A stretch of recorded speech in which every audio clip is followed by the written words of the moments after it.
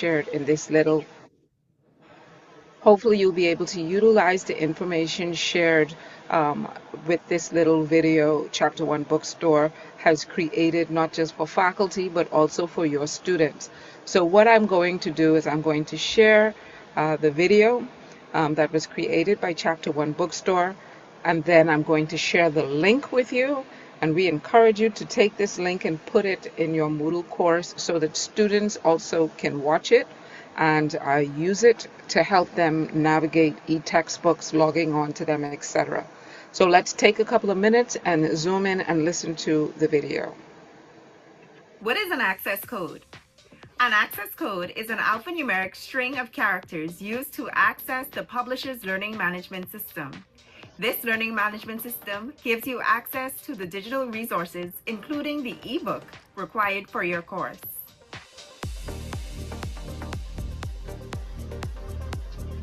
Students are billed for textbooks at the point of registration. This means that when you register for a course that uses an access code, you will also be billed for the course code. This fee will appear along with your tuition on your bill. Therefore, this fee must be settled in full before the end of the semester.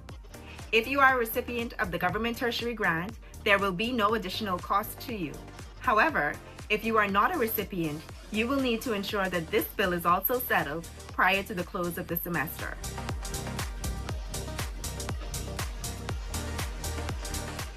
Chapter One Bookstore distributes access codes at the end of the deregistration process. This process normally takes place within 2 weeks of the first day of courses.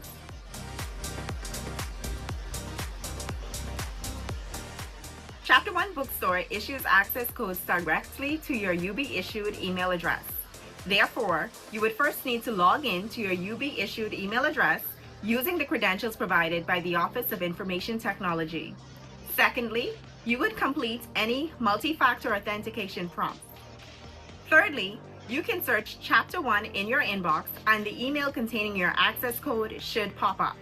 We also urge you to check your junk mailbox in the event that the email may have defaulted there.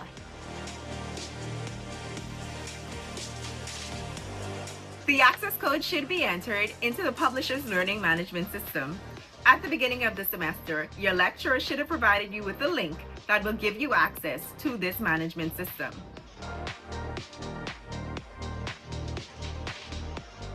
If your code doesn't work, we ask you to double check the code and ensure that it is entered as it has been provided in the email address.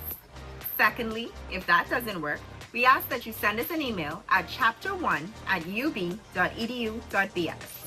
Thirdly, as a number of codes are sent out every semester, if there is a delay in receiving a response to your email, we ask that you pop into the bookstore for further assistance. We operate on Monday through Friday from 9 a.m. to 5 p.m. and on Saturdays from 9 a.m. to 1 p.m. If you have been advised that access codes have already been distributed and you do not see one in your general inbox or in your junk folder, we ask that you reach out to us via email or pop into us in store for further assistance.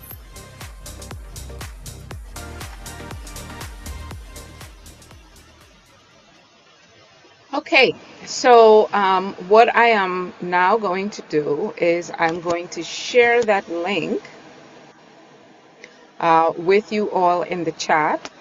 And if you are a part of our Open Learning Teams channel, I would have posted it there several times last year, but I will repost it again so that you have another place where you can actually find the link. And that is a video. Okay, I think I posted in the chat for you. You can go ahead and click on that so that it opens up on your device and you can save it in your YouTube. If you have a YouTube favorite, you could save it.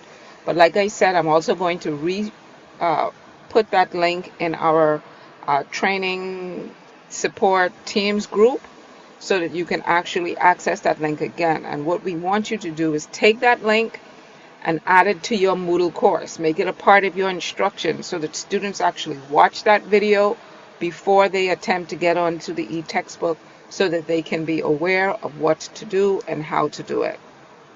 Is there any questions about the YouTube link? If not, if we'll move on. But if you do have a question, you could send it to me in the chat. But again, that video should be for your reference as well as your students' references. And share it on your Moodle course page so that your students can watch it, so that they can know what to do first, second, third, if they didn't get the code, where to find the code, if something went wrong, what's the steps. And what I'm also going to do, Dr. Bethel, during a presentation, I'm going to post UB online learning department. We have a help desk.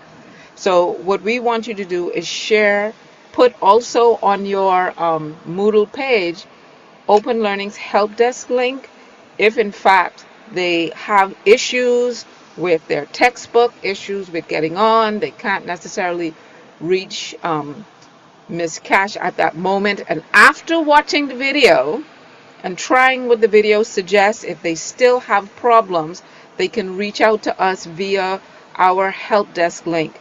And I think we do a very good job of following up. Anyone can vouch for us in the chat, please do. But yeah, so I'll look for that and post that, Dr. Bethel. So I yield to you. Perfect. Thank you so much, Mrs. Robinson, and look out for those various links that she will be sending out to you. Again, I apologize that Mrs. Cash is unable to be with us. I will do my best to present the information that she was planning to share with us this morning. Okay, can everyone hear me clearly? So yes, sir. I can. The presentation this morning is entitled Access Granted, and it's nice because the whole presentation about course keys ties in nicely to our broader theme of accessibility across the campus. One of the challenges that we have had in the past is too many of our students have been unable to be successful in courses because they haven't had the required materials for the course. E-textbook course codes are one way of attempting to solve this problem. So what are course codes? What are course keys? Do you have yours, and do you know why they matter? A course key is an alphanumeric code, as Mrs. Cash said in the video, that's issued by a publisher in place of a physical textbook.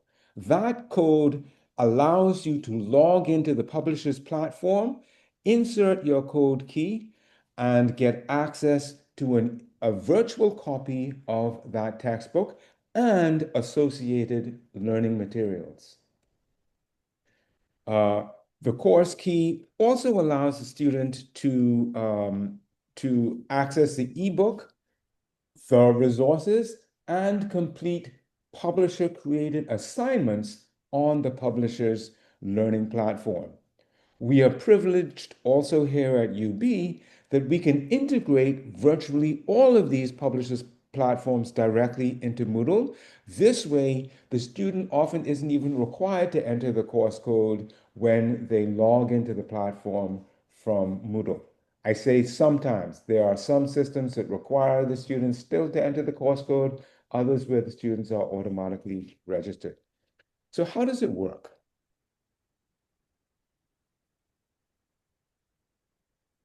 When a student registers for a course, if that course has an e-textbook associated with it that has been assigned through Chapter 1 Bookstore, the student will automatically be billed for that textbook in Banner.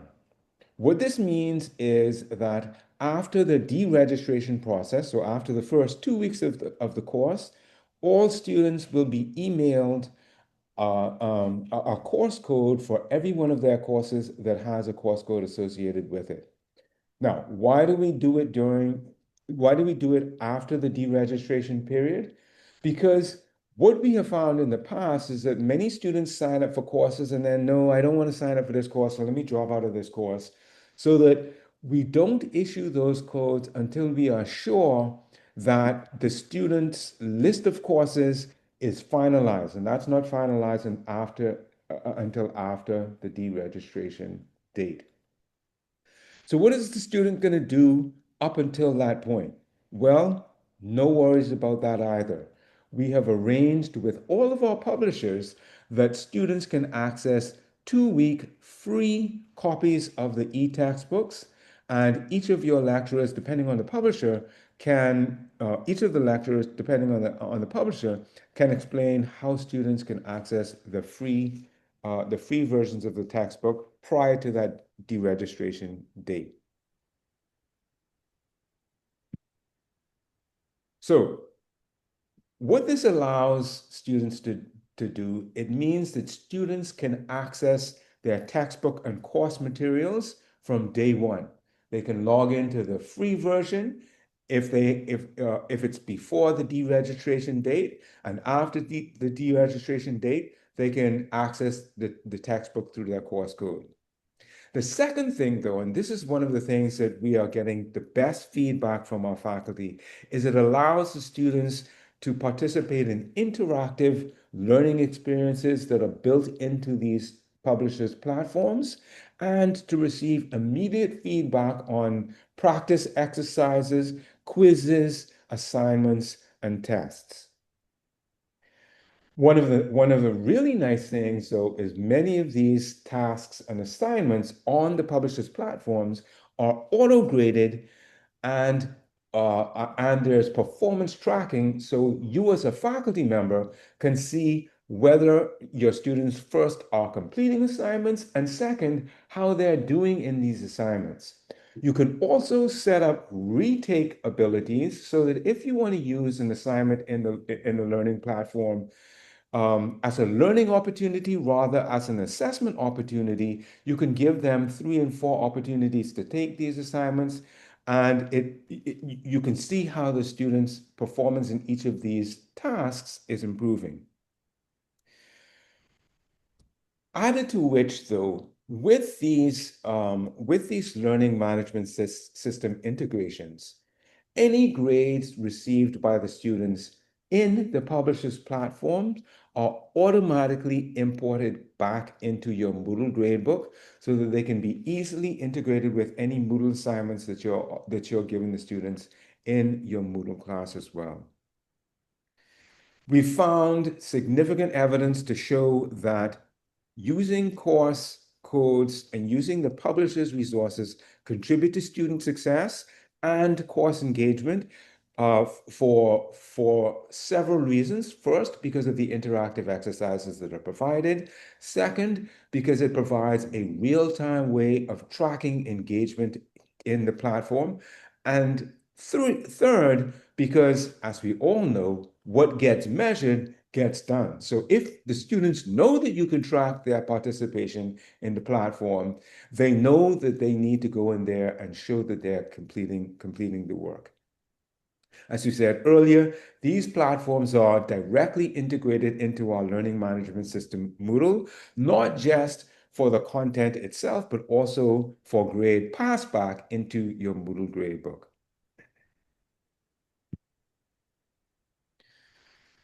So what are some of the challenges that students have with the course codes? So the first thing that we've heard students say is that lecturer says they can't do any work until you send the code. Well, this is actually not the case because, as we said earlier, students can get access to the free versions for the 2 weeks prior to receiving your code, so they can actually start work from day one of the course. Second, I got these codes, it's just a bunch of numbers and letters. What do I do? Well, Open Learning has a series of how-to videos and step-by-step instructions for students and faculty to show how you as a faculty member can set up your class in the publisher's platform and how students can use their course code to log in for the first time into their publisher's platforms. I didn't get a code. Now, this is a problematic one. If students didn't get a code, this can happen for one of several reasons. One of the most common reasons is that the student is a late registrant for the class, and so they never were included in the initial distribution of codes that's given for students who have registered for the class from day one. If that is the case, please refer the student to Chapter 1 Bookstore. They will expedite issuing of a code to the student. My code doesn't work. So in the first instance, refer them to Open Learning. We can help to walk through with the student the step-by-steps to getting them registered. Or if the issues continue to persist, please have them reach out to either the publisher themselves. All of the publishers have help desk links included that we can share through your Moodle course, or reach out to Mrs. Cash in the bookstore, who can then reach out and open up a ticket with the publisher themselves. My code opened a different book. If that is the case, please have the student refer directly to either Mrs. Robinson in Open Learning or Mrs. Cash in the bookstore. This can happen sometimes because faculty have assigned a textbook that has gone out of date, and the publisher has automatically updated the textbook, and so that the code that is issued is for the more recent version of the textbook. Or it may be that the instructor has changed the textbook for the course, but has not necessarily made those changes aware to Chapter 1. So in this instance, if the code is opening up the wrong book, please refer to the bookstore ASAP. I'm not on the grant. I paid for this code and my lecturer isn't using it.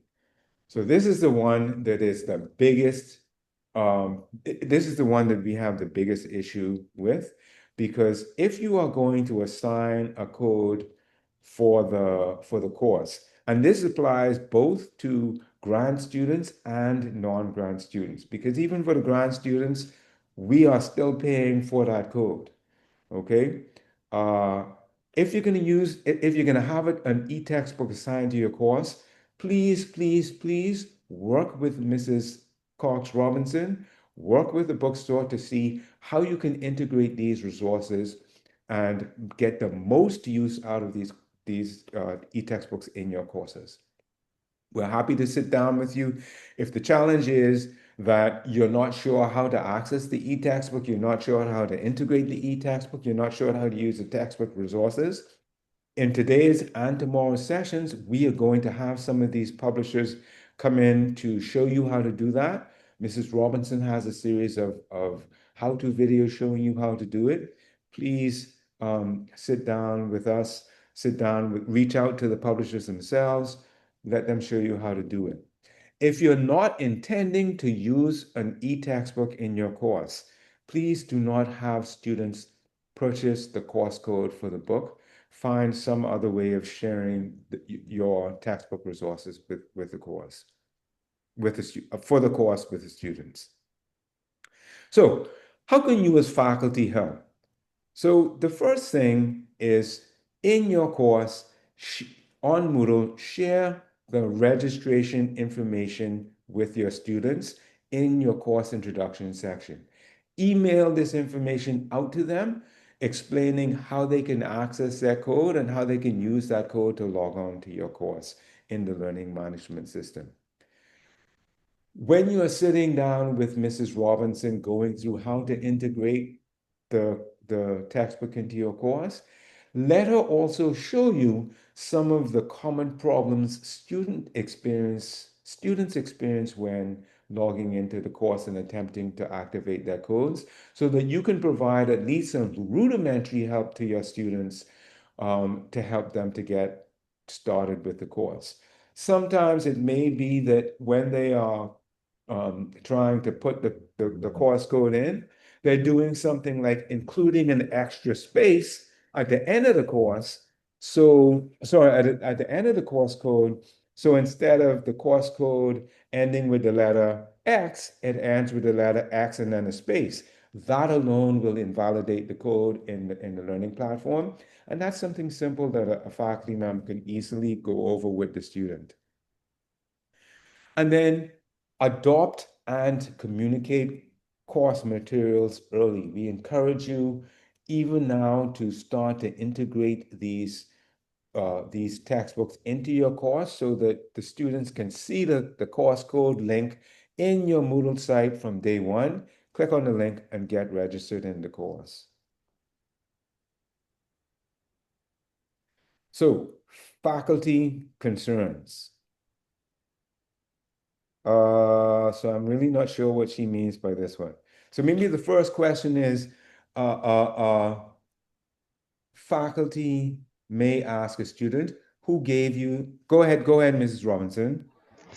Okay, so there has been a number of situations that may have occurred or transpired over the year where, for example, from the faculty side of it, we've experienced where, let's say, a section has 5 faculty members, I or see. or a Okay, I section may got have you. one, I got you. right? I got you. I got you. Yeah, I got you. right. So Okay. yeah. So I think what's happening is that if you have a multi-section course, the e-textbook is going to be assigned for all the sections of the courses. So if you have 4 faculty members in that course who are on board with the e-textbook, but one faculty member who isn't, they may not be going into that course on day one saying, I'm going to be integrating this e-textbook. And so when the student receives the email from chapter one saying, here's your course code, the faculty member is going to, so where did you get this information from?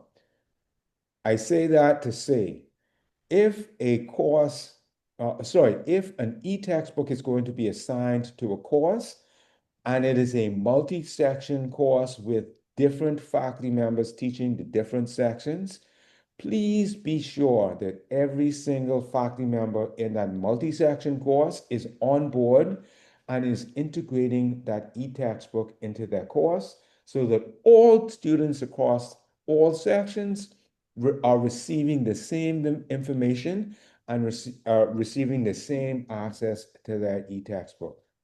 Second, I don't know how to set up a course, either for faculty or students. We can help. Go ahead, Mrs. Robinson. Okay, the other thing I wanted to share in that regard with the first point, if you have a situation where you only have one faculty member, and that faculty member is an adjunct faculty member, and they are new to the department, sometimes adjuncts are not necessarily on campus all of the time, and sometimes communications in all regards, with regards to the protocol of the university, may be, I guess, let me say, slow to coming to them.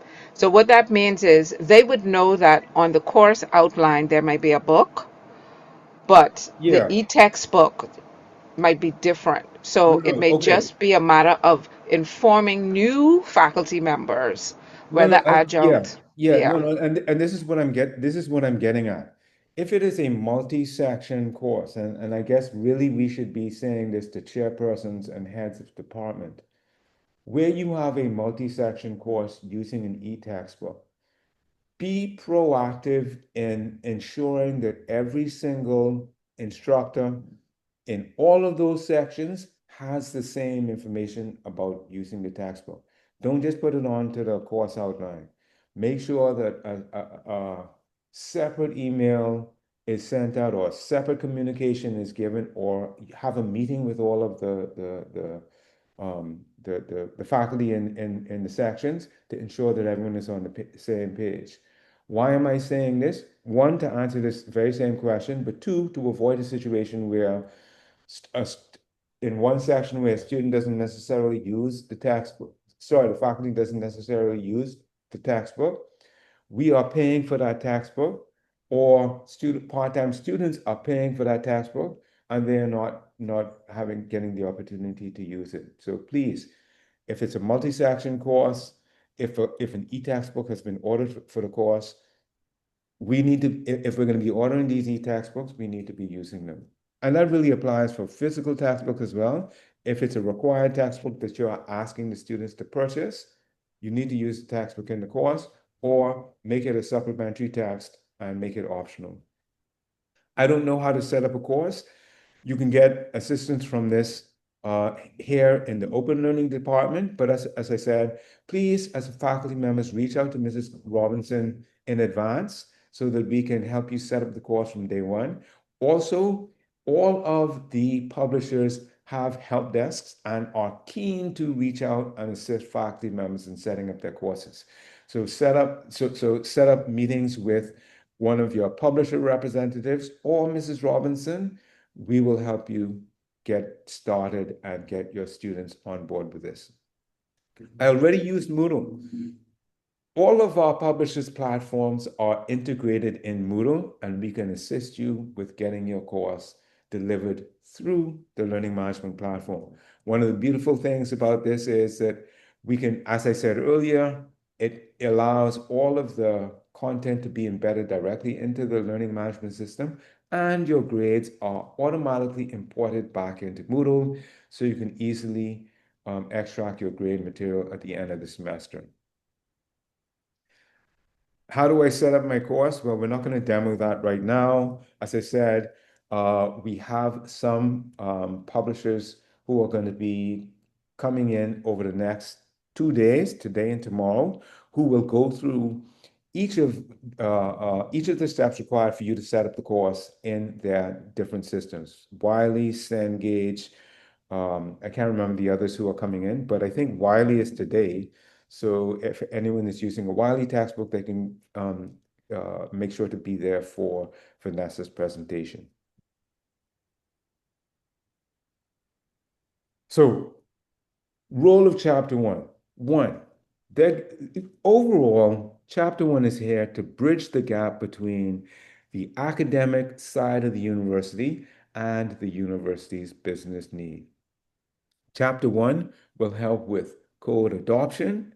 It will help you to adopt the code for your course. It will help you to distribute the codes to the students. Chapter one will also provide student and faculty support, and chapter one will coordinate with the academic units on course resources. And finally, chapter one will work to integrate inclusive access models where this is feasible. So we've gone through the video already. And so we have also these resources that are available to you. The student support video and the link to that has been shared with you. The list of courses that are using access codes, I can send that out to you as well so that you can see if your course is not there and you want it to be there, we can let you know how to get on that list using the chapter one resource order form. Here are all of Mrs. Cash's contact information. Go ahead, Mrs. Robinson. A couple of things. One thing I would like if you can address, and I know we've talked to faculty about this before with regards to the use of open educational resources. But what I want you to speak to just a little bit, if you can, Dr. Bethel. Let's say for me, in the subject that I teach, there is a course outline. For example, there is a prescribed textbook. However, would I be out of protocol if I decide that I also want to use as a supplementary text a online educational and open educational resource tool that's readily accessible and available online for students in my class? Or is it policy protocol that I must better not, deter from what the course outline presents? Would I be out of character if, in addition to the textbook, I choose to use OER supplements for the course? Okay, so this is an entirely separate question that there's a bigger question that's that's being addressed here. So I'm gonna go from first principles here. Before we even get to this presentation that Mrs. Cash has given you, there needs to be a process by where a textbook is adopted for a course. Now, we are under no obligation to adopt any particular textbook, whether it be a commercial or open textbook, even if that textbook has been used for the course in the past. Whenever that course comes up for revision, really, we should also be revising whether we still feel that the text that is assigned to that class is fit for purpose. Why do I say this? In addition to excellent publishers' textbooks that are available for all courses, there are now mature open education textbook publishers that are available whereby you can access an open textbook for your course for free. One of the excellent examples of this is the organization out of Rice University known as OpenStax. They have a whole catalog of open textbooks that they distribute. And just like the publishers' textbooks, OpenStax now is integrated into Moodle. So we have integrated the OpenStax textbook platforms into Moodle in the same way that you can integrate your Wiley textbook or your Cengage textbook or anything else. Similarly, there are a number of textbook resources, free textbook resources associated with all of the OpenStax textbooks, in addition to other tools that you can access through the OpenStax platform, some of which are free, some of which have a minimal charge associated with it. So that's the first point. One, you can adopt an open textbook as the required textbook for your course. Second point, however, even if your course has adopted a publisher's textbook, you are free to include other learning resources in your course if you feel like it will increase your students' chances for success. Again, as I said, let's assume that for your course on, let's say, Accounting 101, there is already a prescribed publisher's textbook that you're using for that course. However, you found an OpenStax textbook that really has some good information that you want to include in your course. You are free to include that as an additional reading for your course. And you can even make it a required reading, but you still are, if a publisher's textbook has been assigned to the course, you are still required to use that as your primary textbook resource for your class. The third thing is that one of the things that we really want to encourage, and I've had discussions with the president about this, we want to take the next step. In fact, we want to become publishers of these open textbooks so that we no longer have to rely on textbooks from all these different publishers. We want to be able to create textbooks that are fit for purpose for our courses.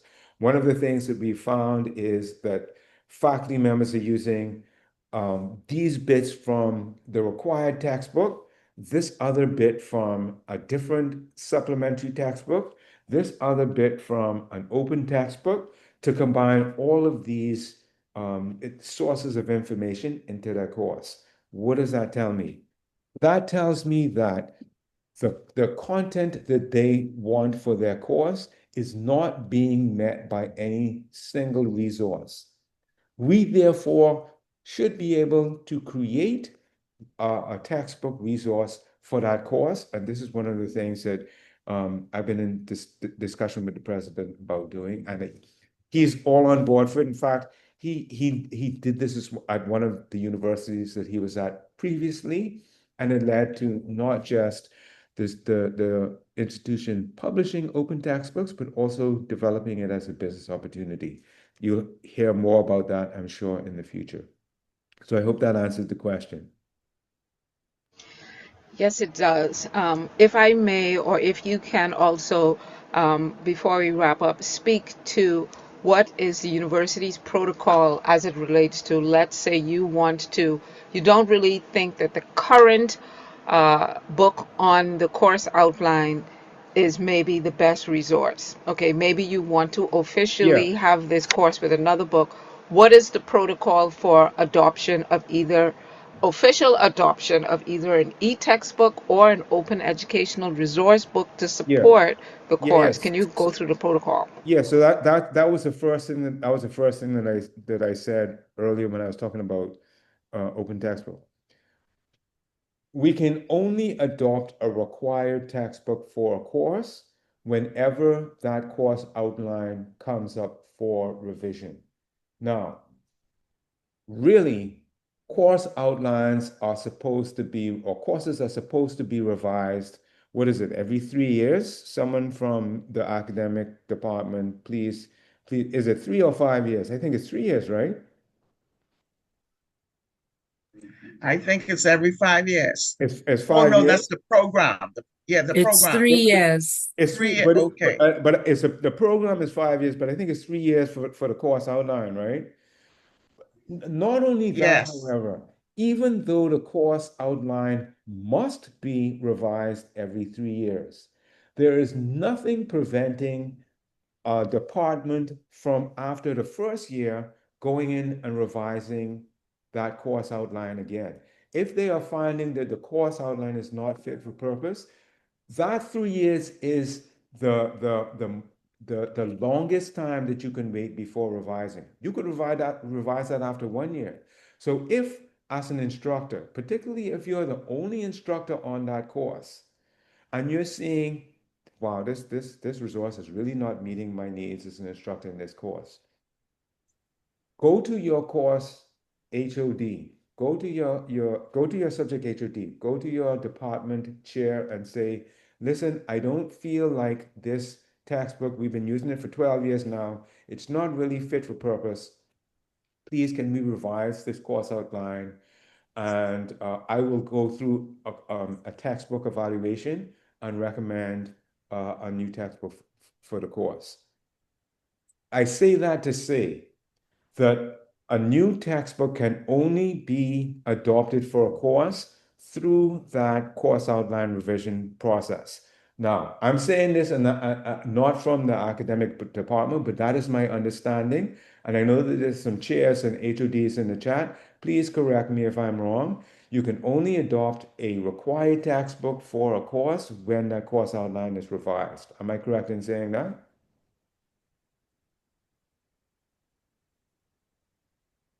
Dr. Curtis, is that correct? I was saying correct, but I was muted.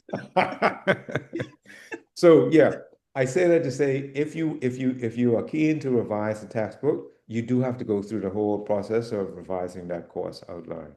But please, if you feel strongly about it, reach out to your HOD and your chair. Ask them how you can go about in proposing a course outline review. Any other And questions? what if the, let's say, OER textbook that you would like to have adopted, you go through the protocol, etc. You ask your chairs and your deans to consider a new book adoption. You fill out the Chapter 1 bookstore new adoption form, get all of your signatures.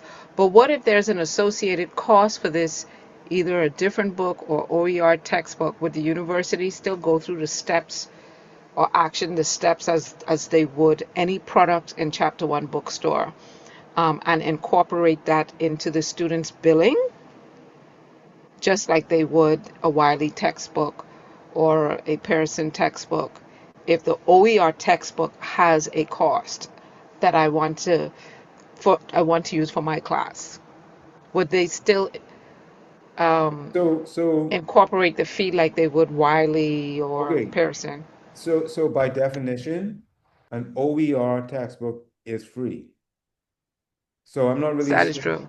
I'm not No, really sure. I think it's not right. I don't think it's an OER textbook. It's an alternative textbook. Yeah, That's what it so if is. An it's not, if alternative it's, textbook, yeah, if it's an e-platform. alternative textbook, then it's so as a part of that whole um, um, as part of that whole course outline revision, once the new textbook is appearing on the course outline, then you go to, let me go back on the presentation.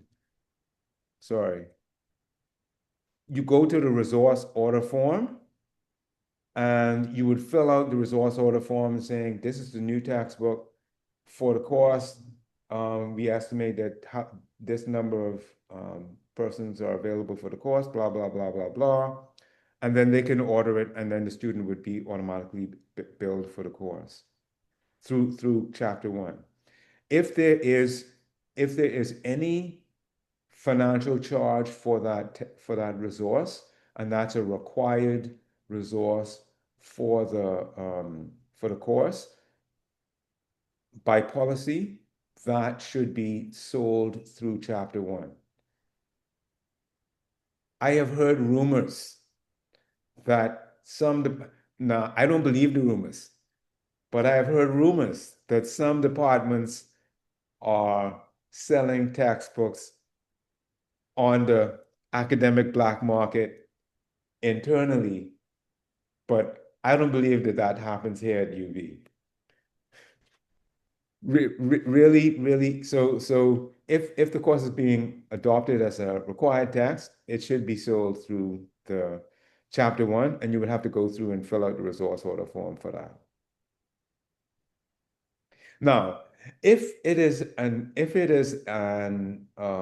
optional textbook, and you want your students to use that textbook, you can ask them, you can say that if they wish to purchase this textbook individually, they are free to do so, but you cannot require them to purchase the textbook unless that goes through chapter one. Do you understand what I'm saying? Any required course, any required materials, any materials that are required to be purchased for a course should be sold through chapter one. Supplementary that are optional, you can give the students the option of purchasing themselves. Does that clarify? Yes, I think that answers the question and it clarifies that. Yes. Okay, any other questions? So I also posted the book order form. I think that's a link to the book order form in the chat. But if you do wish to have access to the PowerPoint presentation, you can email us and I would make request for it through Ms. Cash. How get access to scroll through the free text? How do you get access to scroll through the free text? I'm Okay, thinking the so question. excellent, excellent. Yeah. Let me take this question. So I have a presentation that I do that gives that gives a whole list of different open educational textbook publishers websites. I am happy to maybe I'll do that in the first week of school. I had hoped to do it as a part of our training sessions, but when we decided that we were going with accessibility, it didn't really fit in so well. So one, I can share a list of open textbook publishers to you. And two, I can do that webinar for you perhaps in the first 2 weeks of the semester. Just what to do, send me an email saying, list of open textbook publishers, and I can share that with you ASAP. And if I may add, Dr. Bethel, faculty, the book order form is not just to be used for books. I mean, even though Yes. that's what we want, if there is an item that you Yeah. want your student to have in the class, you use that Anything that is form. to be purchased for your course must be ordered through the bookstore using the resource order form, and that must be done at least one full semester in advance. I'm not sure, I don't have the exact dates whereby those are due in, but I think to order those for fall, the date is something like I think the end of March or the beginning of April. Go ahead, Dr. Foxson. Dr. Foxson, you could open your mic.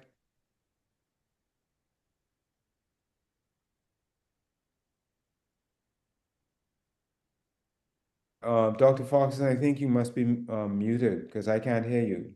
Are you talking? Oh no, your mic is unmuted, but I still can't hear you. Uh-oh, something is. Dr. Foxson, if you can hear me, can you put, there you go. Okay, I can can hear you you hear me now. Can hear now? you now. Yes, perfect. Okay, good morning. How long do students have access to the e-textbook that they would have gotten at the start of the semester? Yeah, that's an excellent question. Typically, it is for the duration of the semester. I know that Cengage, for some of their titles, will give the students access for the full academic year, particularly if it is a textbook code that can be that is you. Let's say you have a course that is EDU 101 and EDU 102, and the same textbook applies to the successive courses. Sometimes they will allow that course access to both terms, but typically it's for one term. That's a challenge for professional programs Yes. because professional programs typically need their learning resources even through their practice after graduation. Yes. And so, and I can only speak for teacher education, having taught in that department for like almost 30 years. So They definitely need their learning resources. In yeah. fact, the new special education program that was just written, which should be at the Senate now, that program depends on the books from the first semester straight through the 4 years of the program. And then they need those professional tools for their practice throughout until an updated textbook is made available. So I like the idea of having the e-textbook, particularly, again, you say what gets measured gets done. I'm a proponent of that.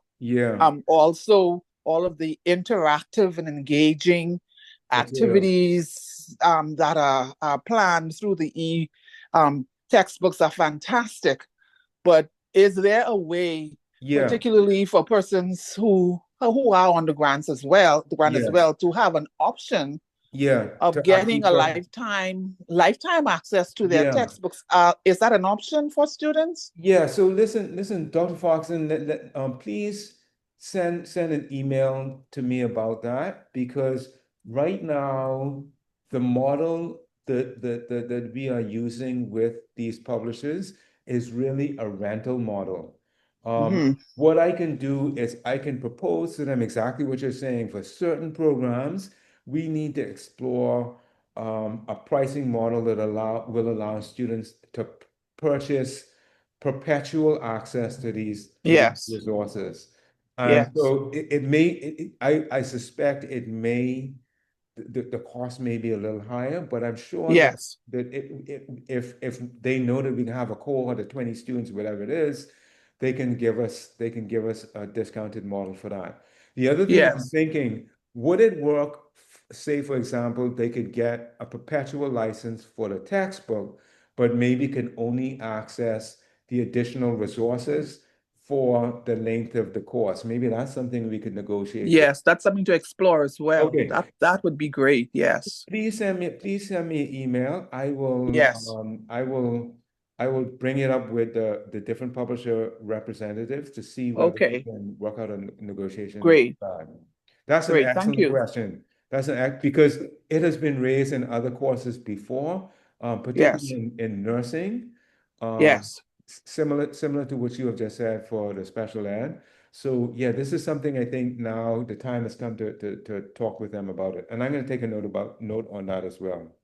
Okay, great. Thank you. Fantastic. Any other questions?